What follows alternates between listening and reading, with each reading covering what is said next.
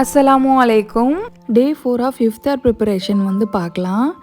இன்றைக்கி பார்த்திங்கன்னா ரொம்ப சீக்கிரமாகவே வந்து ப்ரிப்பேர் பண்ண ஸ்டார்ட் பண்ணியாச்சு. டைம் பார்த்திங்கன்னா ஒரு 11 இருக்கும். ஸோ அப்போவே வந்து ரோஸ் மில்க்கு தேவையான மில்க்குமே பார்த்திங்கன்னா பாயில் பண்ண வச்சாச்சு. ஸோ ஒரு 12 o'clock போலேயே வந்து ரோஸ் மில்க், அதுக்கப்புறம் வந்து கேசர் பாதாம் க்ரஷ் வந்து மாமனார் வந்து வாங்கிட்டு வந்திருந்தாங்க. ஸோ அதையுமே வந்து ப்ரிப்பேர் பண்ணி வச்சாச்சு.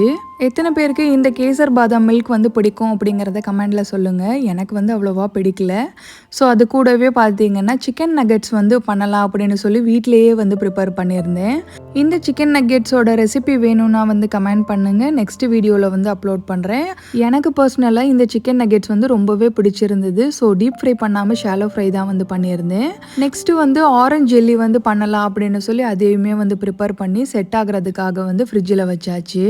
வீடியோ ரொம்ப லென்த்தாக போகிறனால இஃப்தார் மெனு நெக்ஸ்ட் வீடியோவில் வந்து பார்க்கலாம். பாய்.